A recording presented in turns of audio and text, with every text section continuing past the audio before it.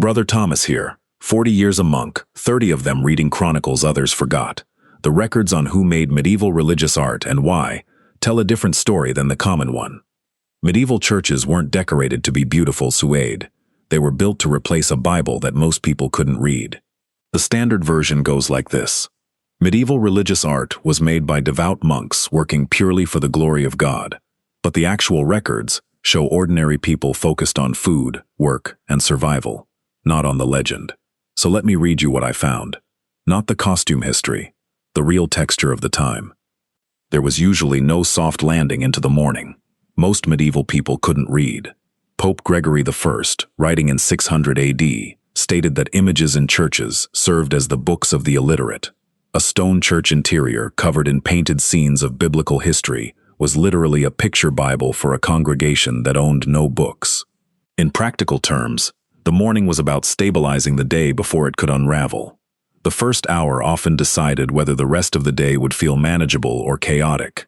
What looks small from a distance often decided whether the rest of the day felt manageable.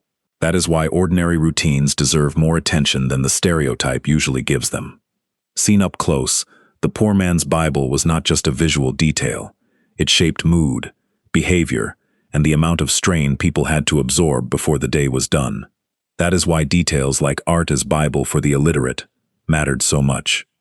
They were part of the real pressure of the day, not decorative backgrounds somebody could safely ignore.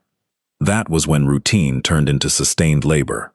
Most medieval art was made by professional lay craftsmen organized in guilds, not monks. Painters, stone carvers, glaziers, and metalworkers worked for hire. They negotiated contracts with church patrons, specifying the subject matter, the quality of materials, how much gold, how much lapis lazuli, and the completion date. There was rarely a clean split between home life and productive labor. This was the sort of work that held a life together even when nobody wrote it down as history. Seen up close, hired craftsman was not just a visual detail. It shaped mood, behavior, and the amount of strain people had to absorb before the day was done. That is why details like professional lay artists working for pay mattered so much. They were part of the real pressure of the day, not decorative backgrounds somebody could safely ignore. This is one of the places where modern assumptions usually fall apart. The most expensive pigment in medieval Europe was ultramarine blue vose, made from ground lapis lazuli, mined only in Afghanistan. It cost more than gold by weight. Contracts specifically stipulated good ultramarine for the Virgin Mary's robe, guaranteeing she would be painted in the most expensive color available. Knowledge of materials, seasons, and timing sat underneath these routines. The ordinary version is often more revealing than the dramatic one. That is why details like lapis lazuli and the cost of pigments mattered so much.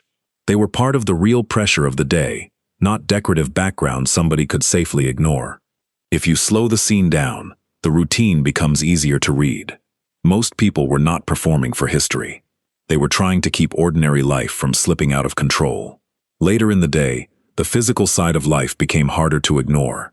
Altarpieces, Vegetian painted panels above the church altar, became the most prestigious commissions.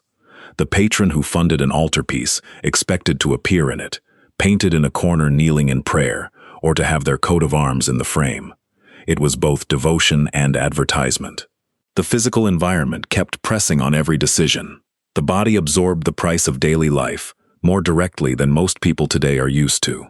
If you slow the scene down, the routine becomes easier to read. Most people were not performing for history. They were trying to keep ordinary life from slipping out of control. Moments like this also carried quiet decision-making. People were constantly judging effort, risk, timing, and whether the household could absorb one more problem. The routine also carried rules that had nothing to do with efficiency and everything to do with society. Byzantine icon painting operated under strict theological rules. Icons were not art in the Western sense. They were windows into the divine. Every element was prescribed: gold backgrounds, flat hieratic figures, specific hand gestures, specific facial expressions. Innovation was heresy. Social order showed up in tiny moments, not just in laws and ceremonies. That social pressure could be just as exhausting as the work itself. Moments like this also carried quiet decision-making. People were constantly judging effort, risk, timing, and whether the household could absorb one more problem. This is exactly where the era comes back to human scale. The famous headlines stayed far away, while regular bodies handled the actual burden of the day. As daylight faded, the household routine revealed what this world really demanded. Medieval artists left almost no self-portraits or signatures. Work was attributed to the patron, to God, or to the subject. Artists only began signing works regularly in the late medieval period. The individual artistic genius as a concept did not yet exist. The craftsman served the story, not himself. Nightfall did not erase the workload, it simply changed its shape. Evening did not erase the day's pressure, but it made the structure of that world impossible to miss. This is exactly where the era comes back to human scale. The famous headlines stayed far away, while regular bodies handled the actual burden of the day. What looks small from a distance often decided whether the rest of the day felt manageable. That is why ordinary routines deserve more attention than the stereotype usually gives them. When you read it all together, who made medieval religious art and why is not the legend we inherited. It is a human story, stranger and truer than the version most people know. Medieval religious art was propaganda, education, memory, and theology all at once, and the artists who made it were skilled craftsmen who expected to be paid. That is the record as I have read it. Come back, there is always another account worth opening. Seen at ground level, the period feels less like a museum label and more like a lived-in routine.